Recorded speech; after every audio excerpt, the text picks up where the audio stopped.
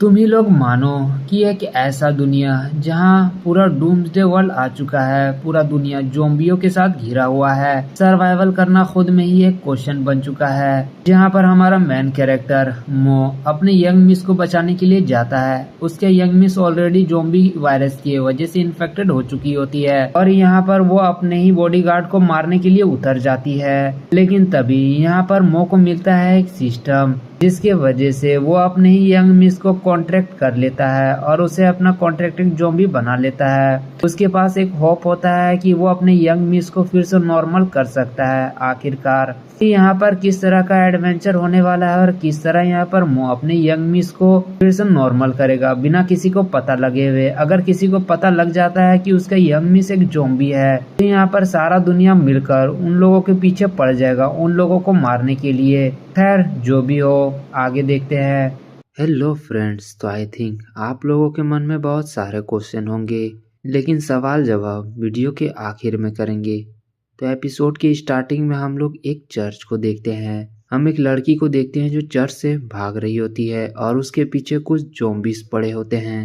जहाँ पर हम लोग कहीं दूर पे एक लड़की को देखते हैं जो पेड़ में बैठा होता है और बोल रहा होता है कि ज़ॉम्बी जब किसी इंसान को मारते हैं तो 500 मीटर तक यहाँ पर आवाज गूंजता है। लगता है कि ये साउंड के वजह से वो लोग 5 सेकंड के अंदर यहाँ पर जमा हो जाएंगे और वो अपने टाइमर को देख रहा होता है। जहाँ पर हम लोग फिर उसी लड़की को देखते हैं जो रोते हुए बोल रही होती है कि प्लीज मुझे यहाँ पर छोड़ दो, मैं भीख मांगती हूँ, मैं यहाँ पर जीना चाहती हूँ।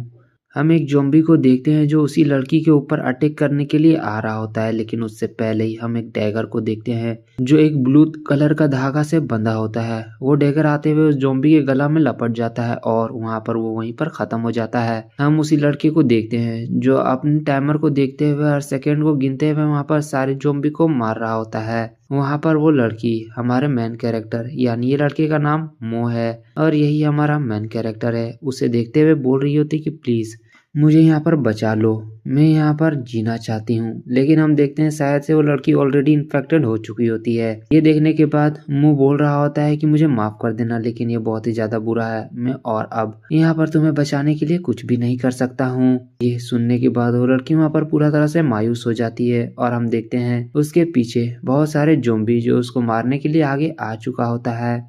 हम उसी बंदे को देखते हैं जो चर्च के अंदर चले जाता है और वो जैसे ही उस चर्च के दरवाजे को खोलता है हम चर्च के अंदर एक बहुत ही बड़े मूर्ति को देखते हैं और उसके सामने एक लड़की को। ये देखने के बाद मुंह बोल रहा होता है कि मिस वाइट, फाइनली मैं आपको ढूंढ ही लिया, क्या वो आप हैं? और वो सीधा जाते हुए उसी लड़की के हाथ को पकड़ लेता है जिसे वो मिस वाइट बोल रहा होता है। वो बोल रहा होता है ये जगह बहुत ही ज्यादा डेंजरस है तो हमें यहाँ से पहले निकलना चाहिए, मैं यहाँ पर आपको किसी भी तरह कर कर सेव करूंगा। हम देखते हैं उस लड़की को यानी मिस वाइट को और हम उसके आंखों को देखकर पता लगा सकते हैं कि वो ऑलरेडी यहाँ पर इन्फेक्टेड हो चुकी होती है और वो किसी पावरफुल म्यूटेंट ज़ॉम्बी की तरह यहाँ पर रिएक्ट कर रही होती है। ये सब देखने के बाद यहाँ पर मुंह बहुत ही ज्यादा हैरान होता है। वो बोल रहा होता है कि क्या तुम ऑलरेडी इन्फेक्टेड हो चुकी हो? यहाँ पर मिस वाइट मुंह के ऊपर हमला कर देती है। मुंह किसी भी तरह करके उस अटैक को रोकता है और बोल रहा होता है कि डैमिट, आखिरकार अंत इसी तरह क्यों होना था।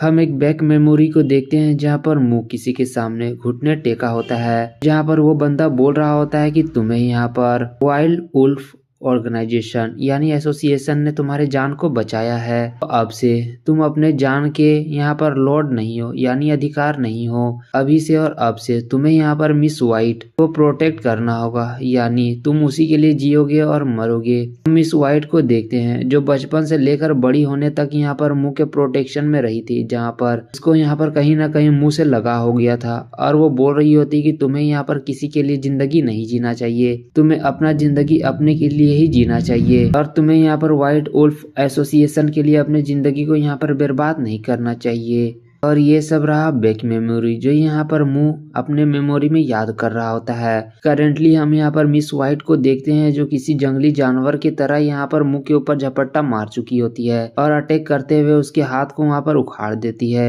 और इस सब की वजह से यहाँ पर मुंह दीवार के एक कोने में जाकर कपकपा रहा होता है। वो बोल रहा होता है कि नहीं, ये नहीं हो सकता है, अंत मैं यहाँ पर मिस वाइट को प्रोटेक्ट नहीं कर पाया। यहाँ पर मिस वाइट का कुछ और नाम दिया है, असल में मिस वाइट निकनेम है, लेकिन ये बोलने में इजी है तो इसको मैं यहाँ पर वाइट बोलूंगा। यहाँ पर हम देखते हैं कि व्हाइट जो मुंह के ऊपर हमला करने ही वाली होती है, लेकिन व्हाइट उसे यहाँ पर नहीं मारती है क्योंकि कहीं ना कहीं उसे भी यहाँ पर याद आ जाता है कि जिसे वो मारने वाली है वो और कोई नहीं बल्कि उसका प्रोटेक्टर है जो जिंदगी भर उसे यहाँ पर प्रोटेक्ट किया है। थोड़ा सा मेमोरी याद आने के बाद वो वहाँ पर रोने लगती है और उसका आंसू सीधा जाकर मुंह के हाथ में गिरता है। हम देखते हैं तभी वहाँ पर मुंह के सामने एक सिस्टम नोटिफिकेशन आता है कि यहाँ पर अडेप्टेड कॉन्ट्रैक्ट एक्टिवेट हो चुका है, हिडन सिस्टम एक्टिवेट हो चुका है। ये सब देखने के बाद मुंह भी हैरान होता है कि आखिरकार उसके सामने क्या है। और हम यहाँ पर व्हाइट के सामने कुछ ब्लू लाइट को देखते हैं जो उसके इर्द गिर्द आ चुका होता है और हम मुंह के उसी हाथ को देखते हैं जो कट चुका होता है। वहाँ पर किसी तरह का हाथ जनरेट होने लगता है और वो फीलिंग के वजह से यहाँ पर मुंह को एक अलग ही एहसास हो रहा होता है। वो बोल रहा होता है कि क्या मेरा हाथ फिर से यहाँ पर रीजनरेट हो रहा है। और वहाँ पर सिस्टम बता रहा होता है कि पोर्ट मेटलाइजेशन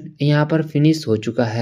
और यहाँ पर मुंह ये सब होने के बाद अपने हाथ को देखकर हैरान होता है क्योंकि हम उसके हाथ को देखते हैं जो किसी एडवांस नैनोटेक मशीन की तरह दिख रहा होता है। ये सब होने के बाद मुंह बोल रहा होता है कि मिस व्हाइट क्या मुझे आप यहाँ पर याद कर पा रही हो। लेकिन हम वहाँ पर मिस व्हाइट को देखते हैं जो खामोशी के साथ वहाँ पर खड़ी होती है। ये देखने के बाद मुंह अपने हाथ को देखता है और वो बोल रहा होता है शायद से यहाँ पर वो अभी भी यहाँ पर अपने होश में नहीं आई है, शायद से ये सब मेरे हाथ की वजह से हो रहा है कि वो मुझे अटैक नहीं कर रही है। हम यहाँ पर मुंह के हाथ में देखते हैं एक ब्लू तरह का धागा जो सीधा जाते हुए यहाँ पर व्हाइट के हार्ट से कनेक्टेड होता है और इसके वजह से यहाँ पर मुंह मिस व्हाइट के मूवमेंट को भी कंट्रोल कर पा रहा होता है। यानी मान लो यहाँ पर मुंह मिस व्हाइट के साथ एक कॉन्ट्रैक्ट में आ चुका है जहाँ पर व्हाइट को यहाँ पर सारा बात मानना होगा जो भी यहाँ पर मुंह बोलेगा। लेकिन यहाँ पर ब्लू तरह का धागा देखकर मुंह भी हैरान होता है कि आखिरकार ये चीज क्या है। और सिस्टम में एक सिनोरी रेट करके भी आया होता है जो यहाँ पर 5% होता है, लेकिन वो और कुछ कर पाता उससे पहले ही हम देखते हैं कि वो किसी और ही स्पेस में खींचा चला जाता है। ये देखने के बाद वो भी हैरान होता है कि आखिरकार वो कहाँ पर जा रहा है। लेकिन जैसे ही वो अपने आंखों को खोलता है हम वहाँ पर मिस व्हाइट की एक सोल को देखते हैं जो कहीं पर कैद होता है। वो वहाँ पर चिल्लाते हुए मिस व्हाइट को पुकार रहा होता है, लेकिन चूंकि वो यहाँ पर अनकॉन्शियस होती है वो वहाँ पर उसकी आवाज को नहीं सुन पा रही होती है। लेकिन मुंह बोल रहा होता है कि मैं यहाँ पर मिस व्हाइट के एग्जिस्टेंस को फील कर सकता हूँ, लगता है ये अभी यहाँ पर एक गहरी नींद में सोई हुई है, लेकिन मैं इसे जगाने के लिए कुछ भी कर सकता हूँ। इतना देर ही में हम देखते हैं कि वहाँ पर मुंह किसी ग्लिच की तरह गायब होने लगता है, लेकिन गायब होते हुए बोल रहा होता है कि मिस व्हाइट मैं यहाँ पर आपको प्रॉमिस कर रहा हूँ कि मैं किसी भी हद तक जाकर मैं यहाँ पर आपको सेव करूंगा। और ये सब होने के बाद यहाँ पर मुंह अपने होश में आ चुका होता है, लेकिन इतना देर से वो सिस्टम स्पेस में था। और आने के बाद वो वहाँ पर व्हाइट के हाथ में व्हाइट के गाल में हाथ रखते हुए प्यार से बोल रहा होता है कि मैं कभी भी नहीं भूलूंगा कि आखिरकार मेरा जिंदगी किस चीज के लिए है। और वो यहाँ पर मिस व्हाइट को बहुत ही ज्यादा सैडनेस के साथ वहाँ पर प्यार कर रहा होता है। लेकिन तभी हम देखते हैं एक आवाज को जो बोल रहा होता है कि मॉन्स्टर मैंने यहाँ पर तुम कमीनो मॉन्स्टर को ढूंढ लिया है। हम एक पादरी को देखते हैं जो अपने हाथ में मिसाल लिया होता है और वो असल में यहाँ पर मिस व्हाइट और मुंह को मॉन्स्टर बोल रहा होता है। वो लोग बोल रहा होता है कि तुम लोग यहाँ पर मॉन्स्टर हो। और वो पादरी अपने लॉकेट को पकड़ते हुए वहाँ पर प्रेयर करने लगता है। ये सब देखने के बाद यहाँ पर मुंह अपने डैगर को पकड़ता है और बोल रहा होता है लगता है कि तुम्हारा गॉड अभी तुम्हारे प्रेयर को सुनने के मूड में नहीं है, तो मैं तुम्हें यहाँ पर कुछ दर्द का एहसास दिलाता हूँ। हम उस पादरी को देखते हैं जो गुस्साते हुए बोल रहा होता है कि तुम कमीने आखिरकार तुम यहाँ पर कैसे बोल सकते हो। इस दुनिया में जो भी यहाँ पर रूल को ओबे करता है उसे यहाँ पर दर्द के साथ सफर करना पड़ता है। मैं इस डूबते हुए दुनिया को बस मैं ही हूँ जो यहाँ पर बचा सकता हूँ। मैं यहाँ पर अपने गॉड का भेजा हुआ मैसेंजर हूँ और ये सब मेरे लॉर्ड का यहाँ पर एक प्लानिंग है जो तुम लोग अभी नहीं समझ पाओगे। हम देखते हैं उस पादरी के पीछे कुछ जोम्बीज को देखते हैं, यानी ये लोग अभी पूरा तरह से जोम्बीज नहीं बने होते हैं, बस इन लोग के अंदर जोम्बी वायरस इन्फेक्टेड हो चुका होता है और जल्दी ही ये लोग जोम्बी बनने वाले हैं। ये देखने के बाद यहाँ पर मूवी बोल रहा होता है कि ये फ्रॉड की तरह बाकी सब भी यहाँ पर जोम्बी मॉन्स्टर के द्वारा यहाँ पर इन्फेक्टेड है। ये बस कुछ ही देर का बात है कि ये लोग यहाँ पर एक प्रॉपर तरीके के जोम्बी बन जाएंगे। और हम उस पादरी को देखते हैं जो यहाँ पर बाकी इन्फेक्टेड आदमी को भड़का रहा होता है कि लॉर्ड ने यहाँ पर हमारे लिए एक टेस्ट सेटअप किया है, हमें उस डीमन को मारना होगा और उसके ब्लड से हम लोग यहाँ पर अपने इन्फेक्शन को पूरा तरह से धो सकते हैं। और वो असल में डीमन यहाँ पर मुंह और मिस व्हाइट को बोल रहा होता है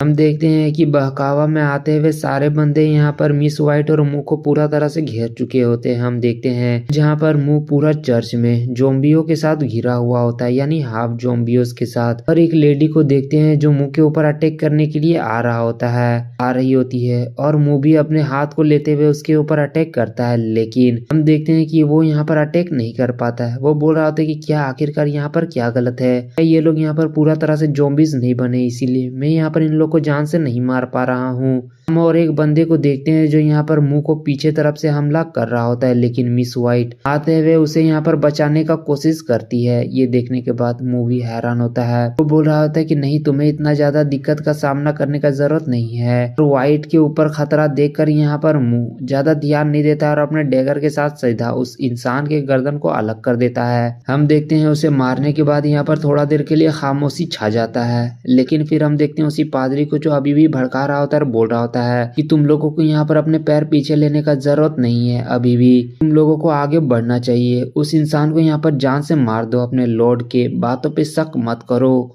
और तभी हम देखते हैं कि यहाँ पर मुंह के सिस्टम में एक नोटिफिकेशन आता है कि तुम्हें यहाँ पर चर्च को पूरा तरह से साफ करना होगा।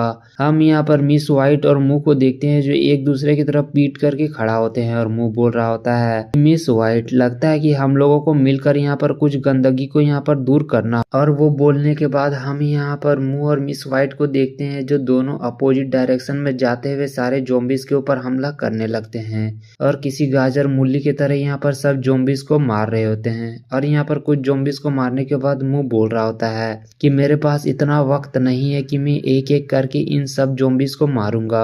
हम वहाँ पर उस पादरी को देखते हैं जो ये सब देखने के बाद डेविल की तरह हंसते हुए बोल रहा होता है कि तुम लोग यहाँ पर अच्छा कर रहे हो, जो यहाँ पर जितना ज्यादा कंट्रीब्यूट करेगा लॉर्ड उसको उतना ही ज्यादा यहाँ पर रिवॉर्ड देंगे। हम मुंह को देखते हैं जो बोल रहा होता है कि मुझे यहाँ पर इन लोगों के उस्ताद को पहले यहाँ पर जान से मारना होगा, बाकी जोम्बिस खुद पे खुद यहाँ पर डर जाएंगे। ये बोलते हुए वो यहाँ पर पादरी के ऊपर अपने डैगर से अटैक कर देता है जो उसके गर्दन के सामने आकर लगता है। ये देखने के बाद वो बहुत ही ज्यादा घबरा जाता है और अपने जोम्बिस को से बोल रहा होता है कि जल्दी से इसे यहाँ से दूर भगाओ। हम देखते हैं वो कुछ और बोल पाता उससे पहले ही यहाँ पर मुंह के रस्सी के वजह से उसका सर वहाँ पर अलग हो जाता है और मुंह बोल रहा होता है कि जल्दी ही तुम अब यहाँ पर अपने लॉर्ड से मिल जाओगे। और ये देखने के बाद वहाँ पर कुछ देर के लिए खामोशी होता है। वो लोग यहाँ यानी वो हाफ जोम्बिस यहाँ पर पूरा तरह से डर जाते हैं। वो लोग बोल रहे होते हैं कि हमें यहाँ से जाना चाहिए, हमें यहाँ पर रिवार्ड के चक्कर में अपने जान को नहीं खोना चाहिए। और चूंकि उन लोग के अंदर अभी भी कुछ इंसानी माइंड कॉन्सिनेंस होता है तो वो लोग यहाँ पर इतना तो सोच सकते हैं कि यहाँ पर उन लोगों को क्या करना चाहिए और क्या नहीं।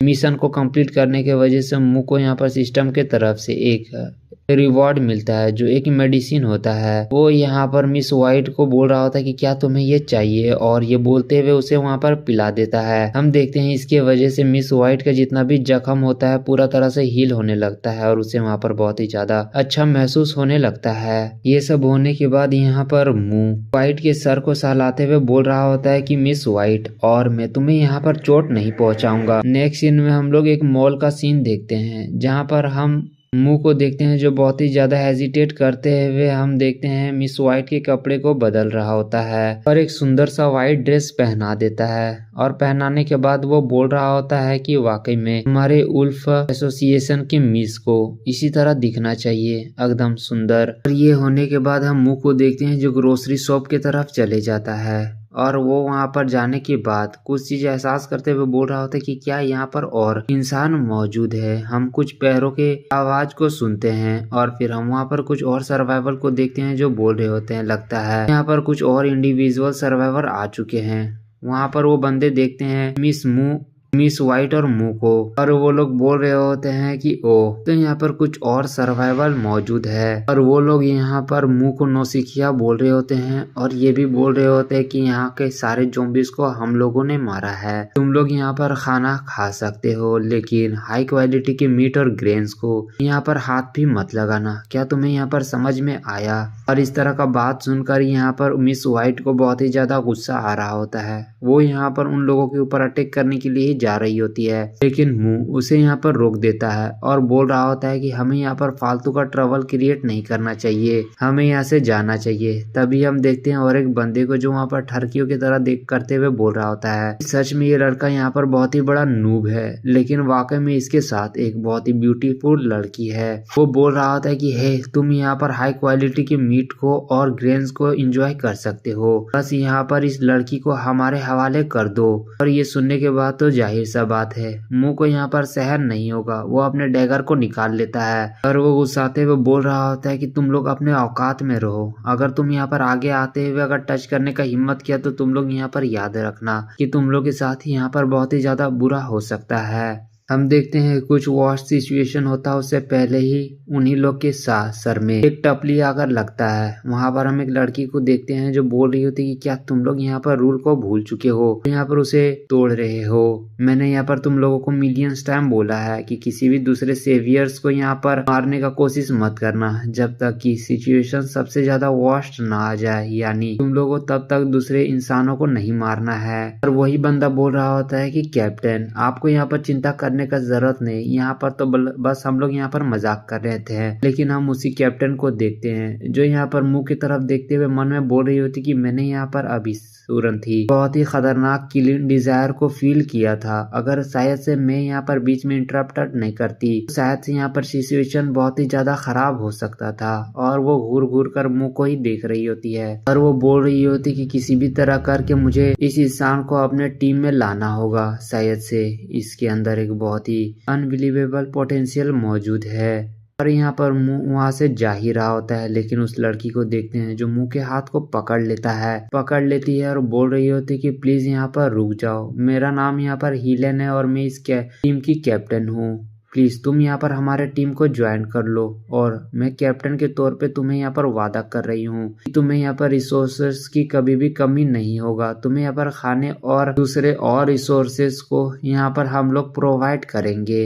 और यहाँ पर हम उसके टीम के मेंबर को देखे हैं जो हंसते हुए बोल रहा होता है कि कैप्टन सच में ये यहाँ पर खाने का बर्बादी है, आपको यहाँ पर इसे अपने टीम में नहीं लेना चाहिए। दूसरा बंदा भी बोल रहा होता है ये तो बहुत ही बड़ा नुबड़ा है। लेकिन तभी हम देखते हैं कि बातों के बीच में ही वहाँ पर दरवाजा टूटने का आवाज आता है। हम वहाँ पर एक बहुत ही बड़े मॉन्स्टर को देखते हैं और ये बाकी जोम्बी से अलग होता है क्योंकि ये एक म्यूटेंट जोम्बी होता है। वहाँ पर हम एक बंदे को देखते हैं जो दौड़ते हुए आ रहा होता है और बोल रहा होता है कि कैप्टन प्लीज मुझे यहाँ पर बचा लो, ये यहाँ पर एक म्यूटेंट जोम्बी है। ये देखने के बाद हीलेन भी बहुत ही ज्यादा सीरियस हो जाती है और बोल रही होती कि ये तो पूरा ही डिफरेंट है जिस तरह की हम लोगों को यहाँ पर मैसेज मिला था उससे। लेकिन हम उस लड़की को देखते हैं जो अपने माइंड को शांत करते हुए बोल रही होती कि जल्दी से दरवाजा के सामने बॉम्ब को लगा दो और बाकी टीम मेंबर यहाँ पर पूरा तरह से रेडी हो जाओ और सावधान हो जाओ। हम उसके टीम मेंबर को देखते हैं जो पूरा अच्छी तरीके से अपने कैप्टन को बात को मान रहे होते हैं। हम देखते हैं हीलेन को जो मुंह से बोल रही होती है कि तुम यहाँ पर हमारे साथ आ जाओ, हम तुम्हें यहाँ पर अच्छे फूड का गारंटी देते हैं। क्या तुम्हें नहीं लगता है कि इस तरह का सिचुएशन में ये बहुत ही अच्छा नेगोशिएशन है यानी बार्गेन है। लेकिन हम देखते हैं कि यहाँ पर मुंह जो बहुत ही ज्यादा सीरियस होता है क्योंकि हम देखते हैं कि यहाँ पर मुंह के सिस्टम में नोटिफिकेशन आया होता है एक मिशन जिसमें बोला गया होता है कि तुम्हें यहाँ पर इस म्यूटेंट ज़ॉम्बी को जान से मारना होगा। और इसके वजह से यहाँ पर मुंह साफ साफ उसके ऑफर को यहाँ पर इनकार कर देता है। हम बाकी दूसरे टीम मेंबर को देखते हैं जो बोल रहे होते हैं कि ये कितना बड़ा सिर दर्द है, क्या हमें इसे यहाँ पर जान से मार देना चाहिए। लेकिन हम हीलेन को देखते हैं जो समझदार होती है, वो बोल रही होती कि तुम्हें उसके ऊपर ध्यान देने का जरूरत नहीं है, जल्दी से एक्शन लेने के लिए तैयार हो जाओ, हमें उस म्यूटेंट ज़ॉम्बी के ऊपर अटैक करना है। हम यहाँ पर नेक्स्ट सीन में मुंह को देखते हैं जो कहीं और जा रहा होता है। वो बोल रहा होता है कि मैं यहाँ पर लापरवाही के साथ कोई भी डिसीजन नहीं ले सकता हूँ, मैं यहाँ पर मिस वाइट के सीक्रेट को दूसरे के सामने नहीं ला सकता हूँ, तो मुझे यहाँ पर कोई भी स्टेप सोच समझ कर लेना होगा।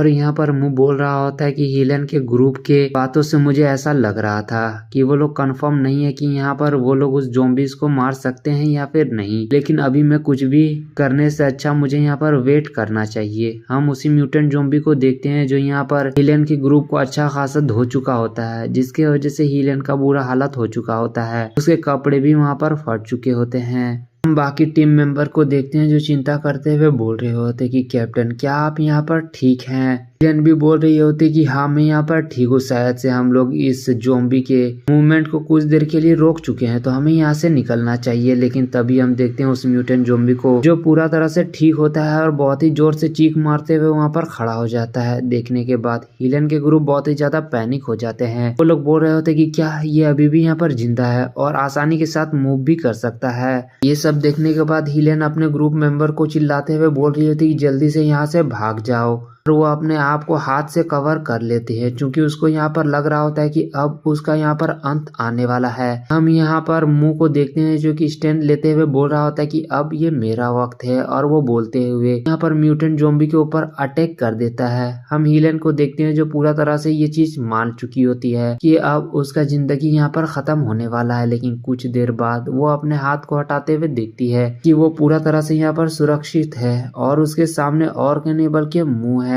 जो वहाँ पर म्यूटेंट ज़ॉम्बी के एक हाथ को काट चुका होता है। मुंह बोल रहा होता है कि तुम यहाँ पर गलत मत समझना कि मैं यहाँ पर मदद करने के लिए आया हुआ हूँ। मैं बस यहाँ पर तुमसे नेगोशिएशन करना चाहता हूँ। मैं यहाँ पर तुम्हारे जान को बचाऊंगा और बदले में मैं यहाँ पर ये फूड ले रहा हूँ। तुम्हारे ख्याल से ये कैसा है? मुझे लगता है कि ये बहुत ही अच्छा ट्रेड है। मुझे ये खाना दे दो और बाकी सब मैं संभाल लूंगा। और हम यहाँ पर हिलेन के फेशियल एक्सप्रेशन को देखते हैं, जहाँ उसके फेस से हमें साफ साफ पता चल रहा होता है कि उसे उम्मीद नहीं हो रहा होता है कि मुंह इतना ज्यादा पावरफुल है। और फिर हम लोग हीना को देखते हैं और उसके टीम मेंबर को, जो बोल रहे होते हैं कि आज हम लोग यहाँ पर एक लेसन को सीख चुके हैं, और वो लोग वहाँ से निकल जाते हैं। और उसके बाद हम यहाँ पर मो को देखते हैं जो बोल रहा होता है कि चलो अब तुम्हारा बारी, अब तुम्हें यहाँ पर ठिकाना लगाना पड़ेगा।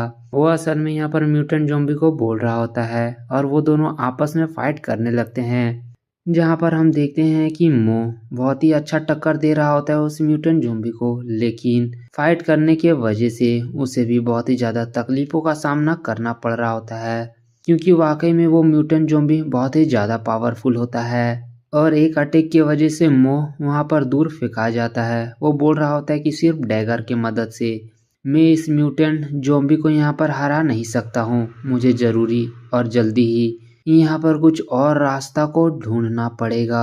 हम देखते हैं तभी वाइट उस म्यूटेंट ज़ॉम्बी के पीछे आते हुए उसके ऊपर अटैक कर देती है। लेकिन वो म्यूटेंट ज़ॉम्बी इतना ज़्यादा पावरफुल होता है कि वाइट को भी पीछे धकेल देता है, और इसके वजह से यहाँ पर मो को एक चांस मिल जाता है। और इस चांस को लेते हुए मो वहाँ पर अपने डैगर के मदद से उस ज़ॉम्बी के पैर में अटैक कर देता है, जिसके वजह से उसका लिगामेंट वहाँ पर पूरा तरह से फट जाता है। और दोनों यानी मो और वाइट मिलकर यहाँ पर उस म्यूटेंट ज़ॉम्बी को बहुत ही अच्छा टक्कर दे रहे होते हैं, और आखिरकार उसे वहाँ पर जान से मार देते हैं। और लास्ट स्ट्राइक की वजह से यहाँ पर वो म्यूटेंट ज़ॉम्बी खत्म हो चुका होता है, और मो बोल रहा होता है कि वाकई में लास्ट स्ट्राइक में मैंने यहाँ पर अपना पूरा पावर को लगा दिया है। सच में मुझे अभी भी लगता है कि मैं इस टूल का क्वालिफाइड नहीं हुआ हूँ। हम वाइट को देखते हैं जो यहाँ पर लड़ने की वजह से बहुत ही ज्यादा थक चुकी होती है, और मिशन को कंप्लीट करने की वजह से हम देखते हैं कि मो के सिस्टम में नोटिफिकेशन आ रहा होता है कि यहाँ पर चिप को अकम्प्लिश किया जा रहा है। हम एक चीज को देखते हैं जो उस ज़ॉम्बी के अंदर चले जाता है। वो किसी तरह का चीज होता है,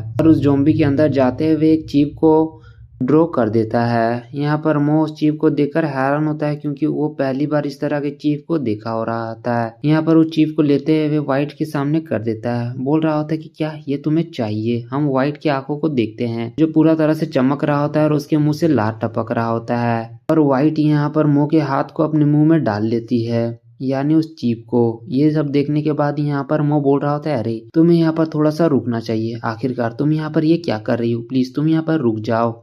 हम देखते हैं कि उस चीप को खाने के वजह से हम मिस वाइट को देखते हैं, जिसके नेक के नीचे एक अलग ही टाइप का मार्क आ चुका होता है, और उसका एनर्जी पूरा तरह से रिस्टोर हो चुका होता है। ये सब देखने के बाद मो भी बोल रहा होता है कि क्या यहाँ पर मिस वाइट ने इस चीप को पूरा तरह से एब्जॉर्ब कर लिया है। लगता है कि ये चीप इसके लिए बहुत ही ज्यादा हेल्पफुल है। और वहाँ पर सिस्टम में बताया जा रहा होता है कि यहाँ पर ये चीप ग्रेड 1 का है।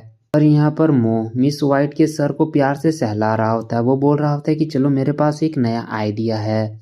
हम यहाँ पर सिटी में देखते हैं जहाँ पर बहुत ही ज्यादा मॉन्स्टर घूम रहे होते हैं, और फिर हम लोग मो और मिस वाइट को देखते हैं जो दोनों मिलकर यहाँ पर बहुत सारे ज़ॉम्बी मॉन्स्टर से फाइट कर रहे होते हैं। और यहाँ पर हम मो के सिस्टम में देखते हैं जहाँ पर सेंसरी रेट 7% हो चुका होता है, जहाँ पर मो हमें बता रहा होता है कि जितना ज्यादा हम लोग मिलकर यहाँ पर फाइट करेंगे उतना ज्यादा सेंसरी रेट यहाँ पर बढ़ेगा। और ये एक टाइप का ऐसा चीज है जहाँ पर मो और मिस वाइट एक दूसरे को कितना अच्छा से समझ पा रहे हैं वो दिखा रहा है। और फिर वहाँ पर और एक ज़ॉम्बी को मारने के बाद ही यहाँ पर मो बोल रहा होता है कि ये यहाँ पर 12.3 सेकेंड लिया है। वाकई में ये पहले से बहुत ही ज्यादा फास्ट है, लेकिन ये अभी भी एनर्जी को कंज्यूम कर रहा है।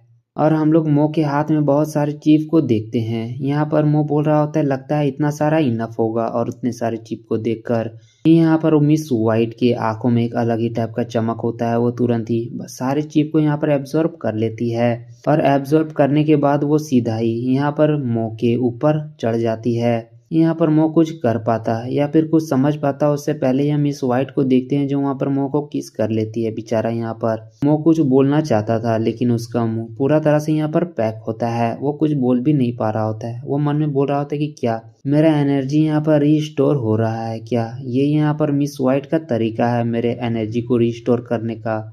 हम देखते हैं किस करने के बाद यहाँ पर मिस वाइट भी थोड़ा सा एम्बेरस फील कर रही होती है। और यहाँ पर मो बोल रहा होता है कि क्या मिस वाइट मेरे एनर्जी को रिस्टोर करने में मदद कर रही थी। और हम दूर में यहाँ पर उस बैग को पड़े हुए देखते हैं जिसके अंदर खाना होता है। यहाँ पर मो अपने हाथ को उस बैग की तरफ करता है लेकिन तभी वहाँ पर उसे कुछ एहसास होता है और वो अपने डैगर को निकालते हुए एक दीवार के सामने लगा देता है। हम देखते हैं दीवार के पीछे एक बंदा छुपा होता है। ये वो भी वहाँ पर बहुत ही ज्यादा डर जाता है और यहाँ पर मो पूछ रहा होता है कि आखिरकार तुम हो कौन। हम दूसरे आदमी को देखते हैं जिसके हाथ में एक स्मॉल ग्रेनेड होता है। तो सीधा ही वहाँ पर वो मो और मिस वाइट की तरफ फेंक देता है जिसकी वजह से वहाँ पर धुआं ही धुआं हो जाता है।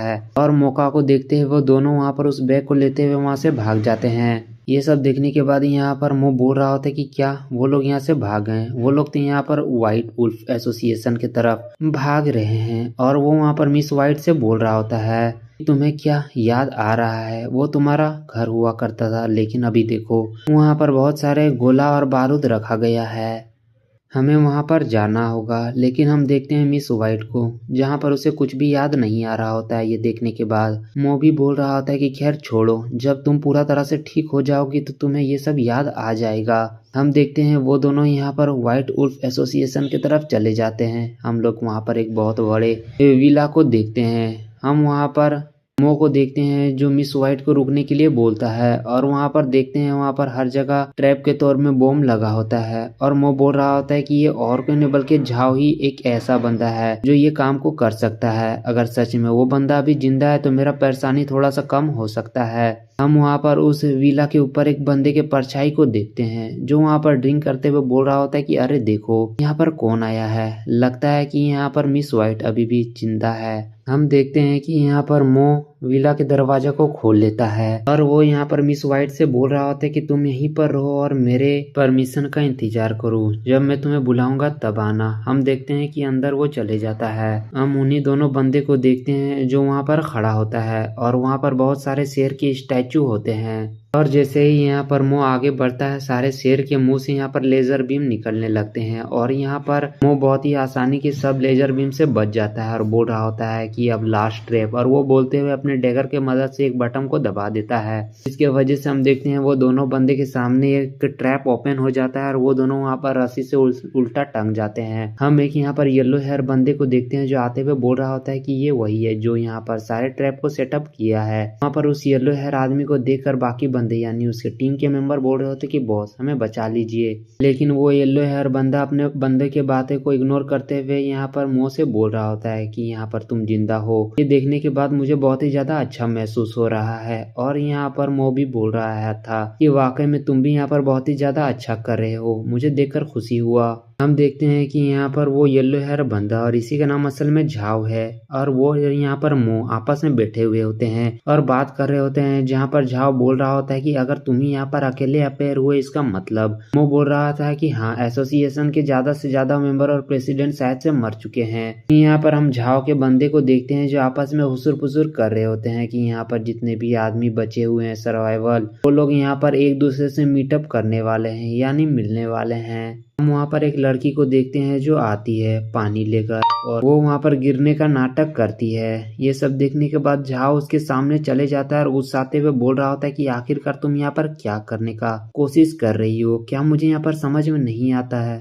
दोबारा ये करने का कोशिश भी मत करना, जल्दी से यहाँ से चले जाओ। यहाँ पर मो उस लड़की को देखते हुए बोल रहा होता है कि ये तो ईस्ट एसोसिएशन की एक मेंबर है। जहाँ पर झाओ भी बोल रहा होता है कि वाकई में तुम्हारा दिमाग बहुत ही ज्यादा तेज है, तुमने बस इसे एक बार देखा था और तुम्हें यहाँ पर अभी तक इसके बारे में याद है। और यहाँ पर झाओ बता रहा होता है कि ईस्ट एसोसिएशन के सारे मेंबर हमारे से हार चुके हैं और अब इस एसोसिएशन हमारे अंडर है, यानी वो लोग अब हमारे गुलाम हैं। और यहाँ पर झाओ बोल रहा होता है कि मो क्यों ना तुम हमें ज्वाइन कर लो, इसके वजह से हम बहुत ही ज्यादा स्ट्रांग बन जाएंगे। लेकिन हम देखते हैं मो उस पानी को पीते हुए बोल रहा होता है कि मुझे माफ कर देना, लेकिन मैं ये चीज नहीं कर सकता हूँ। और झाओ भी वहाँ पर ज्यादा फोर्स ना करते हुए बोल रहा होता है कि जबकि मैं तुम्हें जानता हूँ तो मैं यहाँ पर तुम्हें इस चीज के लिए फोर्स नहीं करूंगा। लेकिन यहाँ पर मो बोल रहा होता है लेकिन मुझे यहाँ पर तुमसे एक मदद चाहिए, मुझे यहाँ पर कुछ गोला बारूद चाहिए, क्या तुम मुझे दे सकते हो। और यहाँ पर झाओ बहुत ही आसानी के साथ मान जाता है और यहाँ पर मो से बोल देता है कि हाँ तुम्हें अगर उतना चाहिए तो तुम ले सकते हो। ये देखने के बाद यहाँ पर मो उठते हुए बहुत ही मुस्कुराते हुए बोल रहा होता है कि झाओ तुम वाकई में बहुत ही ज्यादा नरम दिल हो, मैं तुम्हारे इस एहसान को। और वो कुछ और बोल पाता उससे पहले हम देखते हैं मो वहाँ पर गिर जाता है और वो बोल रहा होता है मेरा बदन यहाँ पर बहुत ही ज्यादा हैवी महसूस हो रहा है। और झाओ वहाँ पर नाटक करते हुए बोल रहा होता है कि मो तुम यहाँ पर कैसे गिर गए हो। फिर हम नेक्स्ट सीन में देखते हैं कि मो के मुंह में बहुत ही ज्यादा पानी आकर लगता है और वो वहाँ पर होश में आ जाता है। मो वहाँ पर बोल रहा होता है कि मुझे शुरू से ही यहाँ पर बहुत ही ज्यादा गड़बड़ महसूस होने को आ गया था, लेकिन फिर भी मुझे यहाँ पर पता नहीं था कि तुम ऐसे हो सकते हो। वो बैग चोराना वो तो बस एक बहाना था, तुम यहाँ पर अपने शिकार को घर के अंदर बुलाकर उसके साथ बहुत ही गलत करते हो। हम देखते हैं उसके सामने और कोई नहीं बल्कि झाओ होता है। वो बोल रहा होता है कि अरे नहीं, मेरे पास दो रास्ता होता है, अगर अपोनेंट कमजोर होता है तो वो उसको मेरे आदमी ही रास्ते में ही खत्म कर देते हैं, और अपोनेंट अगर तुम्हारा जैसे मजबूत होता है तो वो यहाँ पर एक चारा के तौर पे वो लोग यहाँ पर विला के अंदर ले आते हैं और बाकी मामले को मैं संभाल लेता हूँ। और बात रहा तुम और मिस वाइट के जैसा दो स्ट्रॉन्ग अपोनेंट का, तो मुझे ये करना ही था। और दूसरा बात, तुम लोग एक ऐसे बंदे हो जो व्हाइट वुल्फ एसोसिएशन को आगे जाकर कंट्रोल कर सकते हो, यानी इसके सक्सेसर बन सकते हो, तो आखिरकार मैं तुम्हें कैसे जिंदा छोड़ सकता हूँ। और मिस वाइट के बारे में सुनकर यहाँ पर मो थोड़ा सा पैनिक हो जाता है। वो गुस्साते हुए बोल रहा होता है कि आखिरकार तुमने यहाँ पर मिस वाइट के साथ क्या किया है। यहाँ पर जहाँ हंसते हुए बोल रहा होता है कि क्या तुम्हें अभी सिचुएशन के बारे में मालूम नहीं है, शायद से तुम यहाँ पर सो रहे थे, इसीलिए यहाँ पर मिस वाइट ऑलरेडी मर चुकी है और उसको यहाँ पर ज़ॉम्बियों ने चीर फाड़ चुका है। और ये सुनने के बाद यहाँ पर मो बहुत ही ज्यादा गुस्सा होता है और उसे यहाँ पर विश्वास नहीं हो रहा होता है कि सच में झाओ ये कर सकता है। और यहाँ पर मो गुस्साते हुए बोल रहा होता है कि आखिरकार तुम यहाँ पर क्या फालतू बकवास कर रहे हो। और यहाँ पर झाओ बोल रहा होता है कि मैंने पहले ही मिस वाइट को ये चीज बताया था कि तुम यहाँ पर चर्च गए हुए हो, लेकिन वो बिना किसी हेजिटेशन के तुम्हें बचाने के लिए वहाँ पर चली गई थी। वो जानती थी कि यहाँ पर चर्च में टन्स ऑफ ज़ॉम्बी मौजूद है, उसके बावजूद भी वो जरा सा भी हेजिटेट नहीं की थी। क्या ये ट्रू लव नहीं है? और ये क्या हो सकता है? हम देखते हैं ये सब सुनने के बाद वो यानी मो बहुत ही ज्यादा गुस्सा हो रहा होता है। वो यहाँ पर झाओ को मनी में बहुत ही ज्यादा गाली दे रहा होता है। हम देखते हैं यहाँ पर मो गुस्साते हुए बोल रहा होता है कि झाओ तुम ये सब जो कर रहे हो इसकी वजह से तुम्हें फ्यूचर में बहुत ही ज्यादा रिग्रेट करना पड़ सकता है। यहाँ पर झाओ मुस्कुराते हुए बोल रहा होता है कि रिग्रेट वो तुम हो जो यहाँ पर अभी रिग्रेट करने वाले हो, ना कि मैं। और वो अपने आदमियों से बोल रहा होता है कि उसे अंदर लेकर आओ। हम देखते हैं वहाँ पर एक चेयर में येलो हेयर लड़की बैठी हुई होती है। यहाँ पर मो उसे देखने के बाद बोल रहा होता है कि ये तो ईस्ट स्टार एसोसिएशन की यंग मिस्ट्रेस है। और यहाँ पर झाओ बता रहा होता है कि ये एक ऐसा लड़की है जिसको मैंने पहली बार देखा था, उसके बाद ही मुझे इससे प्यार हो गया था, लेकिन वो बस मुझे रिजेक्ट ही नहीं की बल्कि वो मुझसे दूर भी भागने लगी। और ये सब हुआ बस तुम्हारे उस बोरिंग के पावर के वजह से जो तुम्हारे पास है। और इसका रिजेक्ट करने का सबसे बड़ा कारण ये भी था कि वो हमारे एनिमी एसोसिएशन से बिलोंग करती थी। और उसके बाद ही मैंने यहाँ पर कसम खा लिया कि मैं इसके लिए तुमसे जरूरी एक दिन बदला लूंगा। हम देखते हैं ये सब सुनने के बाद मो बोल रहा होता है कि क्या तुम्हारा दिमाग यहाँ पर खराब हो चुका है कि तुम यहाँ पर इस तरह के बातें कर रहे हो। हम देखते हैं कि झाओ अभी पागलों की तरह हरकत कर रहा होता है और अपने आदमी से बोल रहा होता है कि दूसरे लड़की को यहाँ पर लेकर आओ, और हम देखते हैं उसके आदमी उसी वेटर लड़की को लेकर आ जाते हैं और यहाँ पर झाओ एक सीजर एक इंजेक्शन लेते हुए उसके खून को निकाल रहा होता है और फिर उसके सर को पकड़ते हुए बोल रहा होता है कि वो तुम नहीं थे जो यहाँ पर मेरे ऊपर थ्रेटन बन रही थी। हम देखते हैं वो लड़की बहुत ही ज्यादा घबरा चुकी होती है और वो बोल रही होती कि नहीं, मैं वो नहीं थी। और यहाँ पर झाओ अपने आदमियों को उस वेटर को देते हुए बोल रहा होता है कि तुम्हें इसके साथ जो भी करना है तुम इसे के साथ कर सकते हो। हम देखते हैं ये सुनने के बाद उसके आदमियों वहाँ पर मुस्कुराते हुए बोल रहा होता है कि थैंक यू बॉस, ये उपहार हमें देने के लिए। और हम देखते हैं कि वो लोग मिलकर यहाँ पर इस लड़की के कपड़े को फाड़ने लगता है, जो दिखने के बाद वो लड़की भी वहाँ पर चिल्ला रही होती है। फिर हमारा सीन यहाँ पर झाओ के ऊपर चले जाता है, जहाँ पर उस खून को झाओ एक टेस्ट ट्यूब में ले आता है और बोल रहा होता है कि चर्च ने मुझे पहले ही उपाय बता दिया है जिसकी वजह से मैं नाना को हमेशा अपने साथ रख सकता हूँ, और उसी येलो हेयर लड़की का नाम नाना होता है। और उस खून के लेते हुए यहाँ पर झाओ नाना के मुंह के अंदर डाल रहा होता है। वो बोल रहा होता है कि एक बहुत ही अच्छा उपाय है ब्लाइंड करने के लिए, इसके बाद तुम और हम हमेशा के लिए एक दूसरे के लिए हो जाएंगे, जहाँ पर तुम कभी भी मेरे अगेंस्ट यहाँ पर रेजिस्ट नहीं कर पाओगी। यहाँ पर मो बोल रहा होता है कि तुम आखिरकार इस तरह का गंदा ट्रिक कैसे इस्तेमाल कर सकते हो। किसी भी डेविल मैजिक को यूज करने के लिए यहाँ पर ब्लड का जरूरत पड़ता है, और इस दुनिया में अब सेवियर बहुत ही ज्यादा कम बचे हुए हैं और तुम्हें यहाँ पर हमेशा ब्लड नहीं मिलेगा, तो तुम आखिरकार क्या करने वाले हो। हम देखते हैं ये सुनने के बाद झाओ बहुत ही ज्यादा गुस्सा हो जाता है और बोल रहा होता है कि मैंने यहाँ पर तुमसे कोई सजेशन नहीं मांगा है, और वो बोल रहा होता है कि ये मेरा प्यार है जो इंटरनल तक मेरे साथ रहेगा। अगर जरूरत पड़ा तो मैं यहाँ पर इसे अपने खून दूंगा, लेकिन मैं इसे यहाँ पर कभी भी नहीं खोने का कोशिश करूंगा। और हम देखते हैं कि झाओ नाना के इर्द गिर्द बहुत ही ज्यादा हौसी की तरह घूम रहा होता है, और वो कुछ और कर पाता उससे पहले ही हम देखते हैं कि झाओ के सीने में एक डैगर आकर लग जाता है। वो देखने के बाद वो बेचारा बहुत ही ज्यादा घबरा चुका होता है, और यहाँ पर माओ अपने यहाँ पर रस्सियों को खोलते हुए बोल रहा होता है कि मुझे लगा था कि डूम्सडे वर्ल्ड जब आ जाएगा तो यहाँ पर पूरा तरह से इंसान बदल जाएंगे और यहाँ पर उनका बिहेवियर बदल जाएगा और तुम जैसे नेचर वाले इंसान यहाँ पर खत्म हो जाएंगे। और ये बोलते हुए यहाँ पर मुंह उसके ऊपर अटैक कर देता है, और वो बोल रहा होता है लेकिन मैं यहाँ पर गलत था। कोई भी सिचुएशन क्यों ना आ जाए, इंसान अपने हरकतों से कभी भी बाज नहीं आएगा। वो जो करता था वो हमेशा करता रहेगा, बल्कि वो अब लार्ज स्केल में करेगा। और शायद से यहाँ पर मो ने झाओ को मार दिया है। मारने के बाद वो नाना की तरफ देखता है और वो बोल रहा होता है ये लड़की यहाँ पर कुछ भी नहीं है, मैं इसके साथ करूं तो मुझे यहाँ से जाना चाहिए। और वो पीछे मुड़ जाता है। तभी हम देखते हैं कि नाना का आंख वहाँ पर खुल जाता है और वो सीधा ही यहाँ पर मुंह के ऊपर झपट्टा मार चुकी होती है।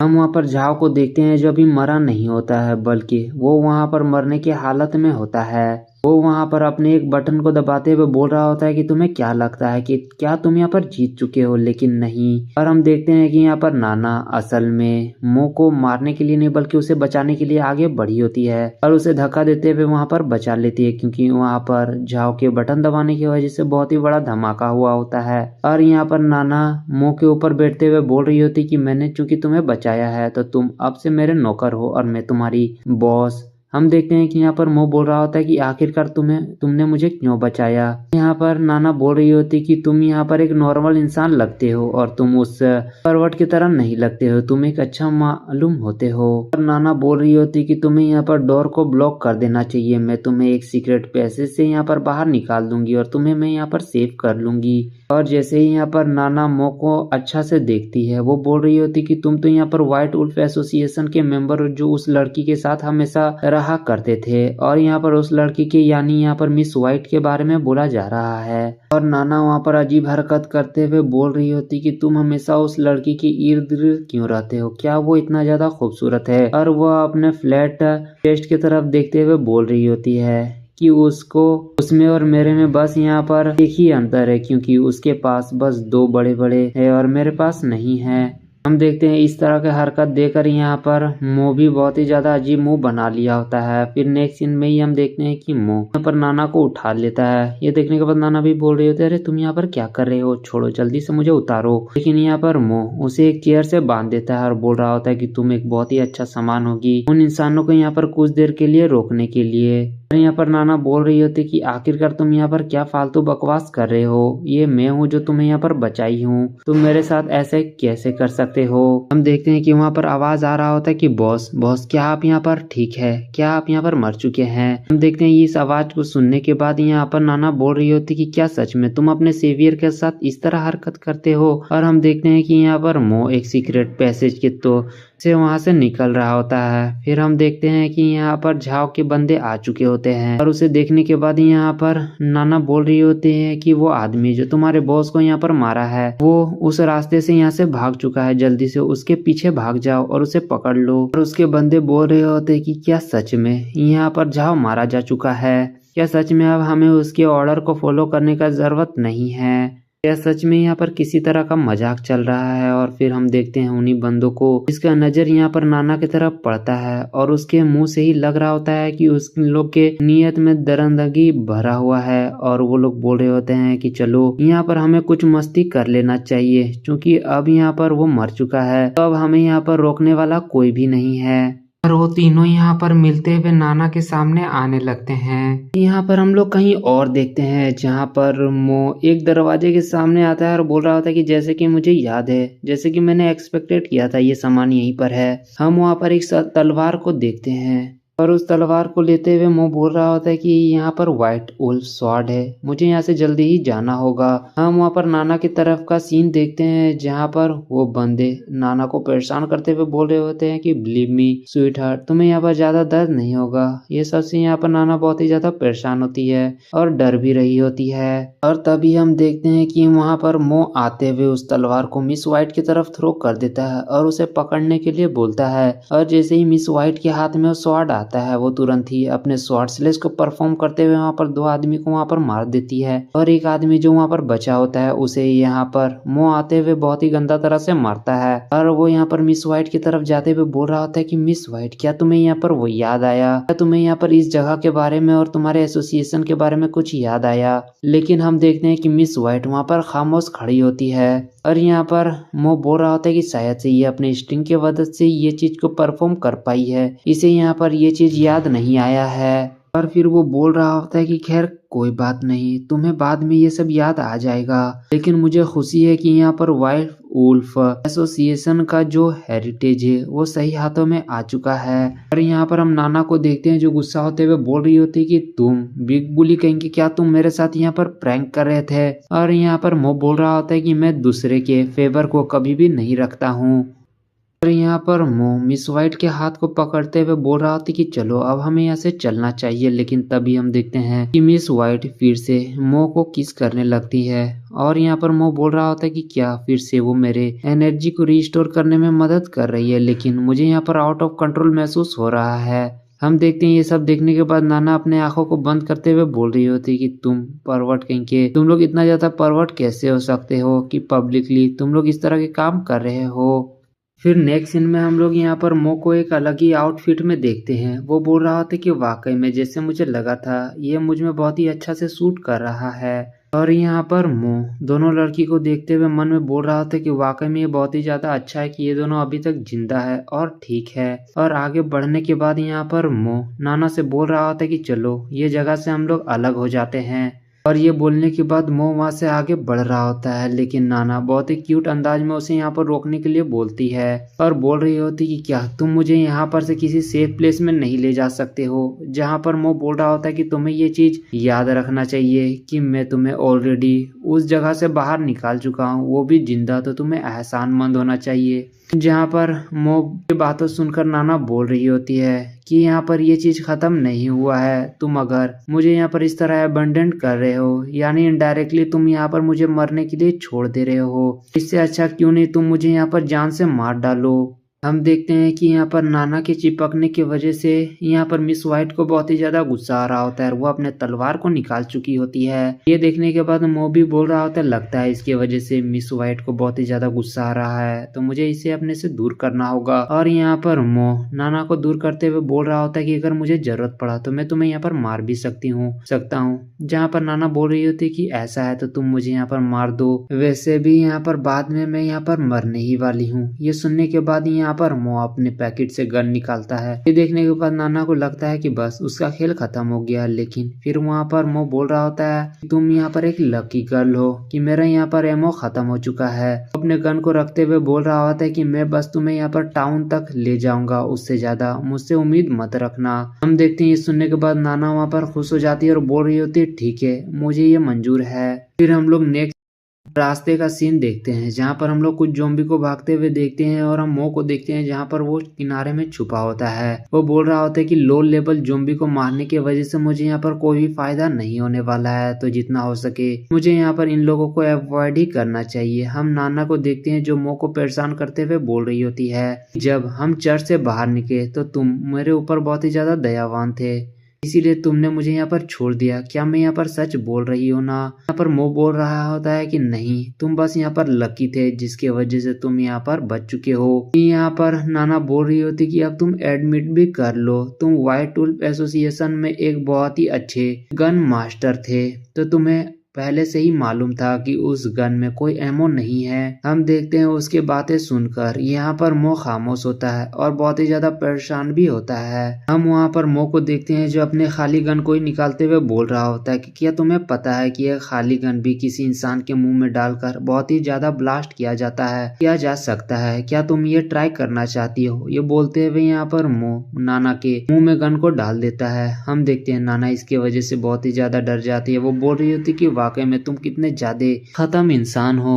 हम देखते हैं यहाँ पर मो बोल रहा होता है तुम्हें शुक्रगुजार होना चाहिए कि तुम इस तरह के सर्कमस्टेंस में भी यहाँ पर सरवाइव कर पा रही हो और मैं तुम्हें यहाँ पर बचाने का कोशिश कर रहा हूँ। और तभी वहाँ पर मो बहुत सारे ज़ॉम्बी को भागते हुए देख रहा होता है। वो बोल रहा होता है लगता है ये लोग यहाँ पर किसी चीज की वजह से यहाँ पर भाग रहे हैं। और वो इतना ही बोलता है तभी एक हम ज़ॉम्बी को देखते हैं जो सीधा आते हुए नाना के पैर के पास गिर जाता है। हम वहाँ पर बहुत ही दूर में एक बहुत ही बड़े मॉन्स्टर को देखते हैं जो वाकई में दूसरे म्यूटेंट मॉन्स्टर से बहुत ही ज्यादा खतरनाक होता है, क्योंकि उसके पेट से वहाँ पर फटते हुए एक टेंटिकल निकल रहा होता है किसी ऑक्टोपस के तरह। यहाँ पर मो भी बोल रहा होता है कि मैंने इससे पहले कभी भी इस तरह का म्यूटेंट ज़ॉम्बी नहीं देखा था। और फिर वहाँ पर वो अपने हाथ को आगे लाते हुए बोल रहा होता है मिस वाइट चलो अब मुझे यहाँ पर देखने दो। और वो उसके चेस्ट में हाथ रखते हुए कुछ कर रहा होता है, यानी एनर्जी को डाल रहा होता है। और यहाँ पर मो बोल रहा होता है लगता है कि इसका एनर्जी आउट ऑफ फ्लो हो रहा है, लेकिन हम देखते हैं। और यहाँ पर नाना बोल रही होती कि तुम परवर्ट आखिरकार तुम लोग यहाँ पर फिर से क्या करने वाले हो। हम वहाँ पर मो को देखते हैं जो खुश होते हुए बोल रहा होता है कि चलो अब हमारे पास एक चांस है कि अब हम इसे भी चीफ की तरह कन्वर्ट कर सकते हैं। और वो दोनों रेडी हो जाते हैं, लेकिन हम देखते हैं कि बस एक ही धमाके की वजह से यहाँ पर मो और मिस वाइट दूर फेंका जाते हैं। यहाँ पर मो भी बोल रहा होता है लगता है कि इस बार वाला सिचुएशन बहुत ही ज्यादा बुरा होने वाला है। हम वहाँ पर देखते हैं कि मिस वाइट उस म्यूटेंट ज़ॉम्बी के ऊपर फिर से शॉर्ट स्लेस लगा देता है और वहाँ पर मो मन में बोल रहा होता है कि मुझे यहाँ पर कुछ करना होगा, अगर हम लोग यहाँ पर फाइट को नहीं रोकते हैं तो यहाँ पर बहुत सारे ज़ॉम्बी गैदर हो जाएंगे। और तभी वो वहाँ पर बोल रहा होता है कि मिस वाइट हमें यहाँ से अब भागना पड़ेगा, लेकिन सिस्टम में वार्निंग का नोटिफिकेशन आ रहा होता है कि सेंसरी रेट यहाँ पर बहुत ही ज्यादा लो हो चुका है। सेंसरी रेट यहाँ पर बहुत ही ज्यादा लो हो चुका है। यहाँ पर miss white out of control जा रही होती है। हम देखते हैं उसका बहुत ही ज्यादा ब्रजक मोड में जा रही होती है। जो यहाँ पर मो उसे कंट्रोल किया होता है वो आउट ऑफ कंट्रोल हो रहा होता है। ये सब देखने के बाद यहाँ पर नाना भी आगे बढ़ती है। मो उसे रोकता है, लेकिन नाना बोल रही होती है कि हमें उस म्यूटेंट मॉम्बी को डिस्ट्रैक्ट करना होगा ताकि वो यहाँ पर मिस वाइट को चोट ना पहुंचाए। हम देखते हैं ये सब देखने के बाद यहाँ पर मो भी बोल रहा होता है कि अब मेरे पास और कोई उपाय नहीं है, मुझे ये चीज करना ही होगा। वो वहां से दौड़कर आगे बढ़ जाता है और वो अपने ब्लू थ्रेड की मदद से उस म्यूटेंट ज़ॉम्बी के हाथ को पकड़ लेता है। और वहां पर मो उस म्यूटेंट ज़ॉम्बी को डिस्ट्रैक्ट कर रहा होता है, जिसकी वजह से वो म्यूटेंट ज़ॉम्बी भी डिस्ट्रैक्ट हो जाता है। मौका के फायदा उठाते हुए वो नाना मिस वाइट के सामने चले जाती है और उसे वहां से ले जाने लगती है, लेकिन चूंकि सेंसरी रेट वहां पर कम हो चुका होता है वो आउट ऑफ कंट्रोल हो जाती है और वो वहां पर नाना के बात को नहीं सुनती है और वो नाना को धक्का भी दे देती है। लेकिन नाना समय रहते हुए अपने हाथ में एक इंजेक्शन ली होती है जो एकदम ही एन वक्त पे मिस वाइट के ऊपर फेंक फेंक देती है। फिर हम देखते हैं तुरंत ही वहाँ पर मो आते हुए दोनों लड़की को उठाकर ले जाता है और एक बिल्डिंग में चले जाता है, जहाँ पर वो बोल रहा होता है कि वाकई में जो अभी हुआ था वो बहुत ही ज्यादा टेरिबल था। और वो वहाँ पर मिस वाइट को लेटा देता है और उसके बाद वहाँ पर नाना को बैंडेज कर रहा होता है, जहाँ पर नाना बोल रही होती कि क्या सच में मिस वाइट वो एक यहाँ पर रियल पर्सन है। जहाँ पर मो भी बोल रहा होता है कि हाँ वो एक रियल पर्सन है, तुम्हें यहाँ पर क्या लगता है। वो वहाँ पर कुछ भी नहीं बोलती है। वो बोल रही थी कि आओ ये बहुत ही ज्यादा दर्द कर रहा है, तुम एक जेंटलमैन की तरह यहाँ पर मुझे बैंडेज लगाओ, सच में तुम इसमें बहुत ही ज्यादा बुरा हो। लेकिन वहाँ पर मो बोल रहा होता है कि ये मेरा गलती नहीं है, बस मुझे यहाँ पर किल करना सिखाया गया है, ना कि बैंडेज लगाना। ये सुनने के बाद नाना मुंह फुलाते हुए बोल रही होती कि क्या सच में जब तुम अपने घाव में भी बैंडेज लगाते हो तो इसी तरह लगाते हो, मजाक करना बंद करो। लेकिन तभी हम देखते हैं, यानी नेक्स्ट सीन में हम देखते हैं खिड़की के बाहर एक कार आकर रुकता है और ये यहाँ पर मो और नाना भी देख चुके होते हैं। वो पूछ रहा होता है कि आखिरकार मिस वाइट कितना देर तक इसी तरह के स्टेट में रहेगी। यहाँ पर नाना बता रही होती कि मेरे अनुसार वो कम से कम 12 घंटा इसी हालत में रहेगी। हम उसी कार के अंदर से एक डॉक्टर और बाकी कुछ बंदे को निकलते हुए देखते हैं, जहाँ पर वो डॉक्टर बोल रहा होता है कि तुम लोग यहाँ पर सारे ज़ॉम्बीज़ को ठिकाना लगा दो और याद रखना कि हमें जो जो मेडिकल सप्लाई यहाँ पर चाहिए वो हमें मिलना चाहिए। बाकी बंदे अपने हाथ में जो हथियार होता है उसे लेते हुए बोल रहे होते हैं कि कोई चिंता का बात नहीं है, हम लोग यहाँ पर सारे मामले को संभाल लेंगे। हम उस डॉक्टर को देखते हैं जो अपने चश्मे को सीधा करते हुए बोल रहा होता है कि भरोसा इस तरह चुप के नहीं बनाया जाता है, क्या मैंने यहाँ पर सच कहा ना यंग मैन। ये सुनने के बाद हम बाकी आदमी को देखते हैं जो बहुत ही ज्यादा अलर्ट हो जाते हैं और हम देखते हैं कि यहाँ पर ये देखने के बाद मो भी हैरान होता है। वो अपने मन में बोल रहा होता है कि क्या है ये बंदा यहाँ पर मुझे फाइंड आउट कर लिया। हम देखते हैं कि मो बाहर निकल जाता है और बोल रहा होता है कि आखिरकार हम दोनों के बीच में ट्रस्ट बनाकर क्या फायदा, वैसे भी मैं तुम्हें नहीं जानता हूँ। जहाँ पर वो डॉक्टर बोल रहा होता है कि इस तरह का सिचुएशन में जहाँ पर सब लोग जीने और मरने के हालत में हैं और सब लोग सरवाइव करने के लिए यहाँ पर स्ट्रगल कर रहे हैं, तो हमें अपने आप में ट्रस्ट बनाना होगा ताकि हम लोग सरवाइव कर सकें। और वो डॉक्टर अपने बारे में बताता है कि मेरा नाम वेंग है और मैं इस ग्रुप का लीडर हूँ। और यहाँ पर मो भी अपने बारे में बता देता है। वो लोग उसी बिल्डिंग में जाते हैं जहाँ पर मो स्टे किया होता है। वहाँ पर जाने के बाद वेंग बोल रहा होता है कि क्या तुमने अभी तक सारे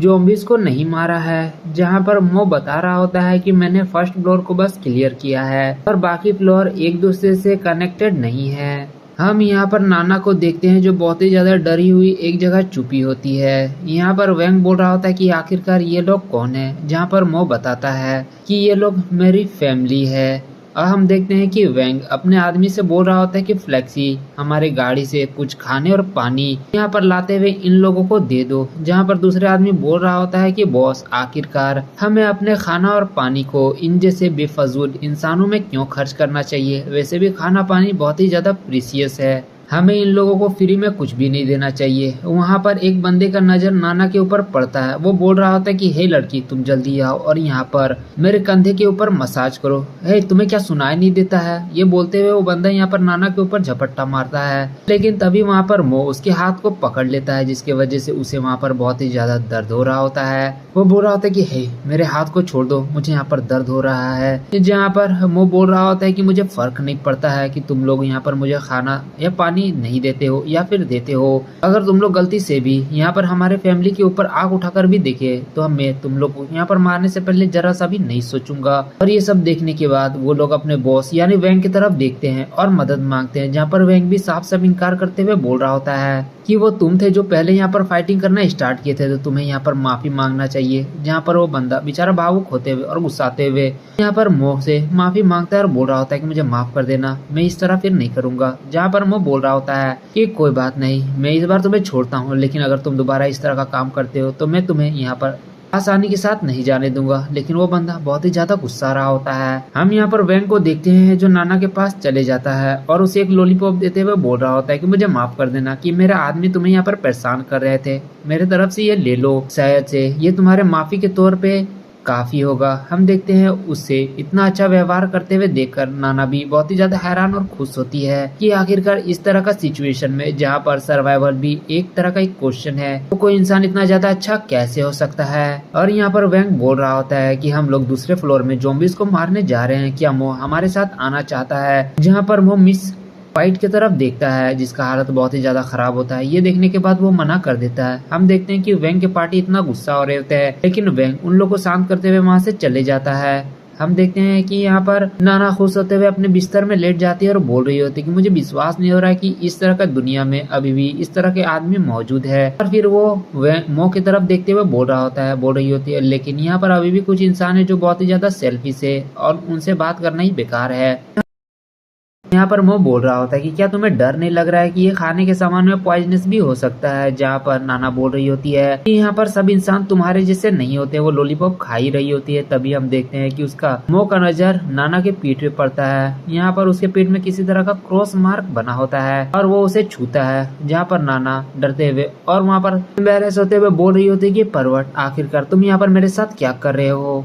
जहाँ पर वो पूछ रहा होता है कि आखिरकार वो मार्क बहुत ही ज्यादा शानदार है, आखिरकार वो क्या है। जहाँ पर हमें मालूम चलता है कि ईस्ट स्टार एसोसिएशन में हर एक सब्जेक्ट जिसके ऊपर एक्सपेरिमेंट हुआ करता था उसके ऊपर वहाँ के एसोसिएशन में मार्क दिया जाता है और वो मार्क और कोई नहीं बल्कि वही क्रॉस मार्क होता है। और जो भी वो एक्सपेरिमेंट से गुजरता है उसे बहुत ही ज्यादा दर्द का सामना करना पड़ता है। ये सब याद करते हुए वहाँ पर नाना बहुत ही ज्यादा डिप्रेस हो जाती है। हम फिर नेक्स्ट सीन में वैंग को देखते हैं जो यहाँ पर मो के पास आ जाता है और बोल रहा होता है कि हमारे पास एक मेडिसिन मिला है जो तुम्हें यहाँ पर मदद आ सकता है। यहाँ पर वैंग थोड़ा सा सस्पिशियस, यहाँ पर मो थोड़ा सा सस्पिशियस होता है लेकिन वो यहाँ पर उसे एक्सेप्ट कर लेता है। यहाँ पर वैंग बोल रहा होता है कि अरे अब हम लोग यहाँ पर पार्टनर है तो तुम्हें इतना ज्यादा डिस्टेंस नहीं बनाना चाहिए। लेकिन यहाँ पर मो बोल रहा होता है कि हम लोग कोई पार्टनर नहीं है। हम देखते हैं कि वहाँ पर वैंग मुस्कुरा रहा होता है लेकिन उसे मन में बहुत ही ज्यादा गुस्सा आ रहा होता है। वो अपने दांत को खींचते हुए बोल रहा होता है ठीक है। मन में बोल रहा होता है कि मो तुम यहाँ पर जरूरी बाद में भीख मांगोगे मेरे साथ यहाँ पर पार्टनरशिप करने के लिए,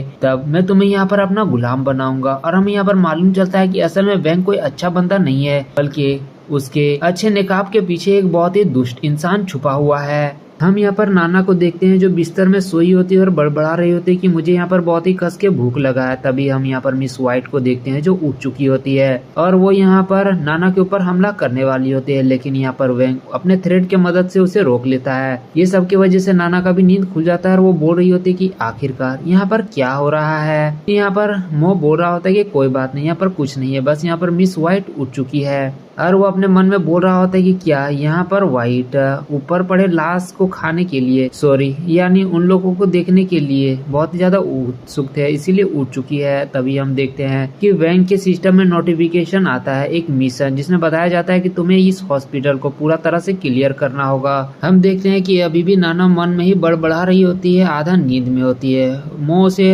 हिलाते हुए बोल रहा होता है कि अरे होश में आओ। और वो बोल रहा होता है कि हम लोग ऊपर जा रहे हैं ज़ॉम्बीज़ को देखने के लिए, तुम यहीं पर रहो और हम लोग बाद में तुम्हें आकर ले लेंगे। वो बोल रहा होता है कि मैं तुम्हें प्रॉमिस कर रहा हूँ कि मैं तुम्हें यहाँ पर टाउन में लेकर जाऊंगा, मैं तुम्हें आधा रास्ता में नहीं छोड़ूंगा। हम देखते हैं ये सुनने के बाद नाना खुश हो जाती है और वो बोल देती है ठीक है मैं तुम्हें यहीं पर इंतजार करूंगी। और ये सब के बाद मो और मिस वाइट ऊपर वाले फ्लोर में चले जाते हैं जहाँ पर बहुत सारे ज़ॉम्बीज़ का लाश पड़ा होता है। यहाँ पर मो अपने सिस्टम की मदद से सब ज़ॉम्बीज़ के अंदर से चिप निकाल रहा होता है और यहाँ पर चिप यानी समझ लो कि ये किसी तरह का क्रिस्टल है जो ज़ॉम्बीज़ के अंदर मौजूद होता है। और यहाँ पर उस चिप को निकालते हुए यहाँ पर मो मिस वाइट को ऑब्जर्व करने के लिए दे देता है जिसकी वजह से यहाँ पर मिस वाइट को अजीब अजीब तरह का चीज होने लगता है और वो वहाँ पर अपग्रेड हो जाती है। उसके सर से वहाँ पर 2 सींग भी निकल जाता है। ये सब देखने के बाद मो भी बोल रहा होता है कि क्या ये तो किसी रोल मॉडल की तरह दिख रही है, लेकिन ये तो यहाँ पर किसी फीमेल घोस्ट की तरह भी दिख रही है। और यहाँ पर मो अपने दिमाग में इमेजिनेशन कर रहा होता है कि अगर यहाँ पर मिस वाइट एक रोल मॉडल होती है और यहाँ पर इस तरह का कपड़ा पहनती यानी नर्स और किसी तरीके से कपड़ा पहनती तो आखिरकार कैसे लगती है। और वहाँ पर ठरकी वगैरह कर रहा होता है। तभी हम देखते हैं कि एक ज़ॉम्बी तो उन लोग के ही पास आता है, लेकिन हम देखते हैं कि बस मिस